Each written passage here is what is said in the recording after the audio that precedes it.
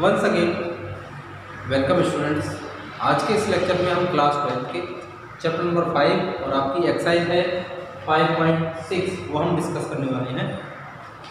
आज के इस लेक्चर में हमारे पास पैरामेट्रिक फॉर्म्स हैं जिनका हमें डेरिवेटिव फाइंड आउट करना है।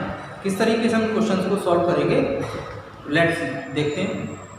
Question is x equals to 280 and y equals to 80 की पावर 4। ये दो अलग अलग वेरिएबल हमें दे रखे हैं, पैरामेट्रिक इक्वेशंस हैं। फाइंड आपको dy अपॉन dx ही करना है। तो यहाँ पे x इक्वल्स टू 280 इस वैल्यू उसका डेरिवेटिव आपको अलग करना होगा। तो differentiation simply with respect to x जैसा लिखते आए हैं वैसा ही लिखेंगे। तो ये आपका हो जाएगा d upon dx of x and sorry differentiation with respect to t आपको इसके रेस्पेक्ट में करना होगा, t के रेस्पेक्ट में करना होगा। क्यों करना होगा ये बात नोट करने की है। t के रेस्पेक्ट में इसलिए करना होगा क्योंकि इक्वेशन आपकी x और t में है। ओके, तो यहाँ पर हम लिखेंगे d upon dt of 280 square. तो dx अपॉन dt तो एज इट इज लिखेंगे हम, कोई प्रॉब्लम नहीं होनी चाहिए यहाँ तक। हुए आपका एक कांस्टेंट टर्म में बाहर आ जाएगा और डेरिवेटिव आपको करना होगा t स्क्वायर। तो ये dx अपॉन dt जो आपको मिलेगा वो आपको मिलेगा 2a into 2t, that is dx upon dt equal to 4at। ये आपका dx अपॉन dt आ गया। अब जो सेकंड पोर्शन आपको दिया गया था y equal to at raise to power 4, इसका भी आपको डेरिवेटिव करना होगा विद रेस्पेक्ट टू t। तो d upon dt of y equals to a d upon dt of t raise to power 4, then dy upon dt equals to a और t की पावर 4 का क्या होगा 4t की पावर 3। ठीक है, तो ये आपका dy अपॉन dt है। मतलब जो x की इक्वेशन दे रखी थी वहां से आपने रिजल्ट निकाल लिया और जो y दे रखा था वहां से भी आपने रिजल्ट फाइंड आउट कर लिया। लेकिन according to question you have to find dy upon dx। आपको dy अपॉन dx फाइंड करना था। तो dy अपॉन dx को हम ब्रेक कर सकते हैं इस तरीके से dy upon dt upon dx upon dt, इस तरीके से हम नोट कर सकते हैं। रीजन क्या है क्योंकि यहाँ पर dt से dt आपका कैंसिल हो सकता है, तो dy अपॉन dx को इस तरीके से हम लिख सकते हैं। ऑन पुटिंग वैल्यू रखने पर तो dy अपॉन dx कितना मिलेगा स्टूडेंट्स, dy अपॉन dt आपका है 4at की पावर 3 और dx अपॉन dt आपका है 4at। 4 से आपका 4 कैंसिल, a से आपका a कैंसिल, c से आपकी एक पावर कैंसिल। फाइनली आपको जो रिजल्ट मिला वो dy upon dx equals to t square, मतलब t। ओके स्टूडेंट, तो ये क्वेश्चन आपका ये हो गया। अब इसी एक्सरसाइज का मैं आपको एक नेक्स्ट क्वेश्चन आपको और बताने जा रहा हूँ जो बोर्ड एग्जाम में कई बार आ भी चुका है। ओके स्टूडेंट्स, तो watch carefully complete video. Okay students, next आपका जो क्वेश्चन है जो बोर्ड एग्जाम में कई बार आ भी चुका है, very very important question. And x equals to you have to given under root a raise to power sin inverse t and y equals to under root a raise to power cos inverse t। लेकिन जैसा अभी मैंने question बताया था आपको, अभी ये question करके बताया है, सेम उसी प्रोसेस पर आप इस क्वेश्चन को कर सकते हो। लेकिन मैं यहाँ पर आपको एक शॉर्ट ट्रिक से दूसरे मेथड से आप इसको बता रहा हूँ।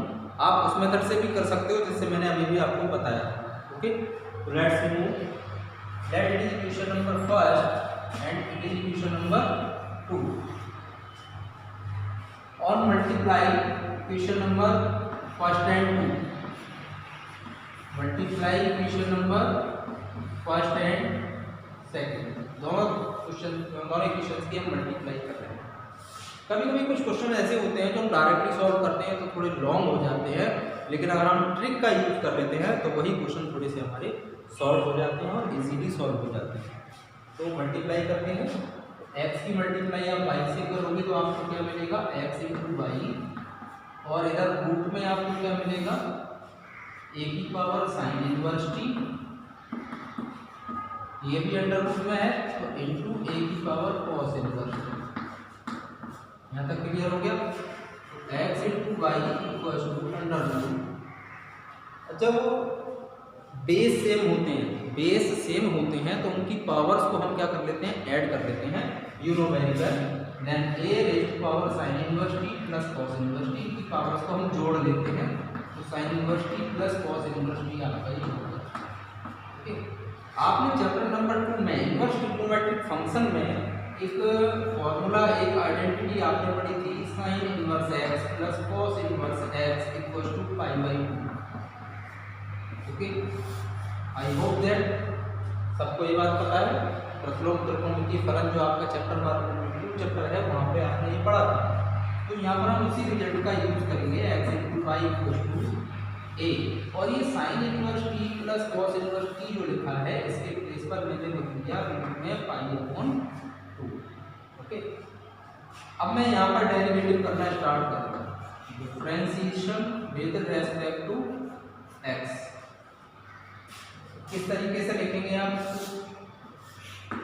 आपको यूज करना पड़ेगा प्रोडक्ट रूल आप जानते हो, u into v, u as it is, v का डेरिवेटिव करेंगे, v ऐसे रहेगा, u का डेरिवेटिव आप करेंगे। तो यहाँ पर और भी है क्या, ये आपका u है और ये आपका v है। वैल्यू लगाते x डेरिवेटिव ऑफ किसका करोगे आप, y का, फिर पाई ऐसे रहेगा, डेरिवेटिव आप किसका करोगे, u का। इक्वल में मैंने 0 लिखा। रीजन क्या है 0 लिखने का, कि यहाँ पर जो रूट ए की पावर जो पाई बाई 2 है, रूट ए की पावर पाई बाई 2 ये कांस्टेंट टर्म है। ये कैसी टर्म है, कांस्टेंट टर्म। और कांस्टेंट टर्म का जब डेरिवेटिव किया जाता है तो आप जानते हो आंसर क्या आता है, 0। So that's why I can write 0। Okay, then x dy upon dx plus y and x का डेरिवेटिव आपका 1 equals to 0, then dy upon dx equals to ये y इधर आ जाएगा माइनस का, तो आपको रिजल्ट मिला dy upon dx equals to minus y upon x। It is the required answer of your question. Okay students, तो इस तरीके से आपको ये एक्सरसाइज 5.6 आपको कंप्लीट करनी है। कहीं कोई प्रॉब्लम आती है तो समझ में नहीं आता है तो आप उससे पूछ सकते हो, डिस्कस कर सकते हो। Okay students, best of luck. तो नेक्स्ट वीडियो में हम डिस्कस करने वाले हैं आपकी नेक्स्ट एक्सरसाइज 5.7।